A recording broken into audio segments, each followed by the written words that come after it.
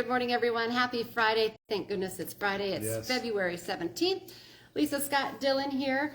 I feel like we're in a little bit of a weird mood being Friday, but... I'm ready for it to be Is the it weekend. Friday? I'm excited. I don't know what day it is. You've been all over the place. I've been all over the place. You see me on 11, you see me on 4, you see me on First News. It's hard to follow you. It's hard to follow TV, myself. find Dylan. Yeah, you never know. Maybe I'll be on at 10 o'clock tonight.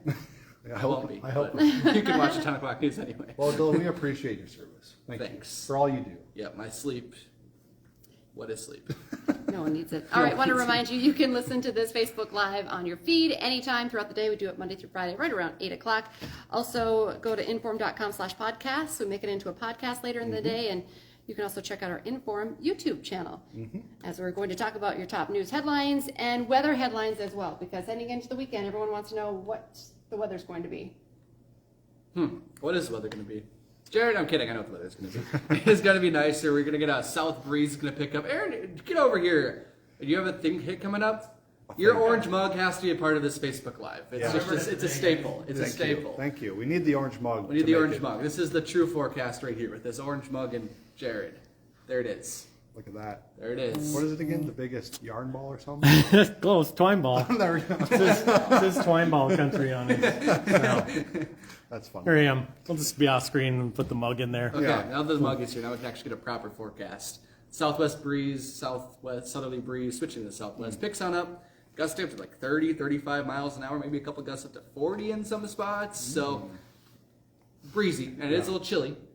But as the orange mug tells us this weekend, The magic orange mug. the magic orange mug, we are going to have a nice weekend. Tomorrow, temperatures around freezing, maybe a couple degrees above that, somewhere depending on where you are. Not much wind, Okay. and then it comes crashing down. See how the orange mug disappeared there when when everything got bad? We don't associate bad weather with the orange mug. That's fair. It's Good gonna, stuff. yeah, we're watching a little bit of snow Sunday to Monday. And cold next week. And cold next week, yeah. We've got some of that winter weather coming back. And earlier this week we had the blizzard, but you talked about this morning that actually since the new year began, things as far as snow totals haven't been that crazy. They've Yeah, been no, pretty we low. had 2022, the first half of winter, so November and December. We had a lot of snow. People were like worried, oh my gosh, this is gonna be like bad flooding. We have so much snow. I am sick of it. And apparently, people shut off the snow machine because we've only had 3.4 inches of snow in Fargo since January 1st.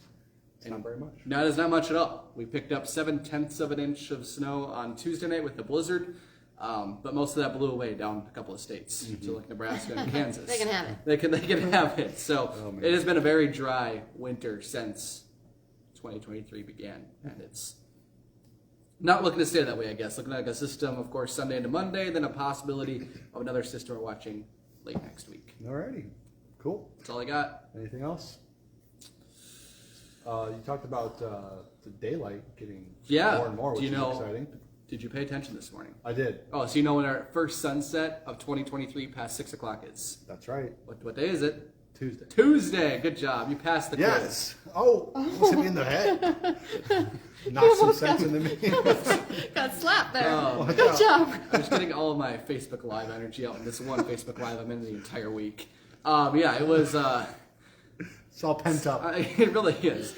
Both Grand Forks and Fargo are going to have their both 6 o'clock sunset on Tuesday, which is the 21st of February. So that's exciting. We're headed in the right Very direction. exciting. All right. That's all Good I got. stuff. All right. Okay. Thanks, Dylan. Thank you. Appreciate it.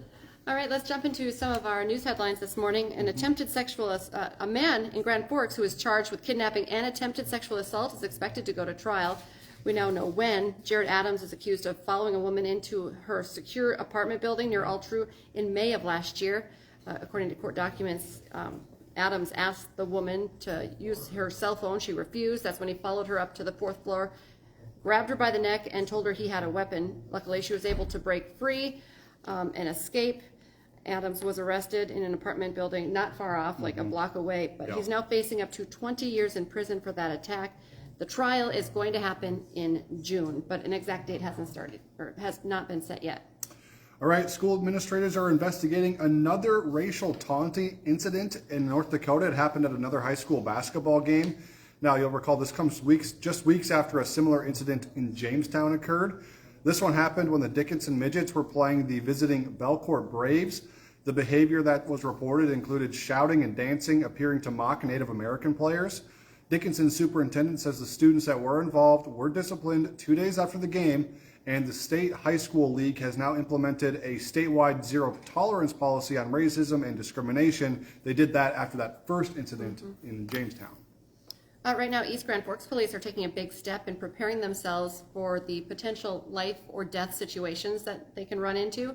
A new simulator is helping officers practice de-escalation methods by using real-life scenarios. I got to see some really cool video out of this. It's very intense, but on First News this morning. The police department is hoping that the training will help both officers and the community feel safer. It's actually, this is how it works. One officer operates the computer and decides how the situation will play out, while another officer reacts to the scenario in real time. So, Yeah, it's going to be interesting how they utilize that, and hopefully it does what they want it to do and improve all that. So, all right, coming up on Monday, it's kind of a long weekend for some folks, depending on where you work at and that kind of thing. But President's Day is Monday, so city offices going to be closed across the region. And also make sure to check out your trash route. We know a lot of those get changed around a little bit when there is a holiday. So just double check when you got to take the trash and the recycling out, because it could be changed because of the holiday. okay, a big national story. We have new information on those threats from the sky. I feel like everyone's talking about these balloons. President Joe Biden appeared before a camera for the first time talking about these UFOs as well, acknowledging that the 3 flying objects that were recently shot down were not a national security threat. That's the first time he's acknowledged that. But he does say that the government is now creating new protocols to address any future UFOs in American airspace. The Environmental Protection Agency administrator, of course. Oh, I'm sorry.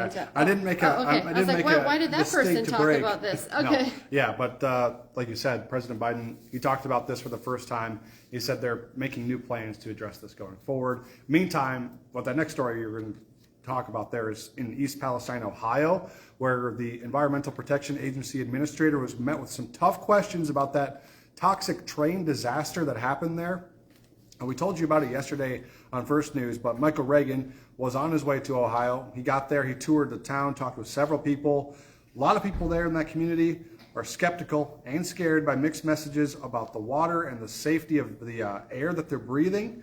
Now, it's been 2 weeks since the train carrying toxic chemicals derailed, setting off a fire that burned for days. Reagan said he will use the full authority of the EPA to make sure that the Norfolk Southern Train Company, which was the train that derailed, is held accountable for its role in the crisis. And this story is far from over. Absolutely. Going to be a lot more that develops on this, so we'll keep following it. And how about a good story? We're very excited for the Moorhead girls hockey team. They are headed to state for the first time since 2006. After delays from this week's winter storm, the Spuds finally faced off against Roseau. They won 3-1, so now they're looking to state in St. Paul early next week. And you know that Dom is going to be talking all about that on Hot Mic today with Dom Izzo from 9 to 11 on WDAY Extra. You can also watch it on InForum.com. He put out a tweet I saw congratulating them. So we'll know he'll be talking about that today. It's a big deal. It's cool stuff. Also, before we let you go, we want to remind you about that deal we got going on right now for an all-access pass to InForum.com, where you can get stories just like the hockey story, some other great local content, as well as your local news headlines, weather headlines as well. For 99 cents for your first 3 months, you get that all-access pass. Just go to InForum.com where you can find that deal. Just type into the search bar /subscribe, and that's where you'll find it. Easy enough. Yep. Remember to join us for our next newscast, which is at 11 this morning, and then this afternoon leading into the weekend, 4, 5, 6, 9, and 10 for more WDAY news and First News on the weekends. And we'll be back. Well, I won't be here on Monday. I'll be here. Okay, President's Day, but you'll I'll be be here. holding the fort down, I suppose. Someone has to do it. Me and Jared. Jared will be here too. So looking forward to it. We'll be back Monday, 5 to 7 a.m. Until then, enjoy your weekend. Enjoy the nice weather.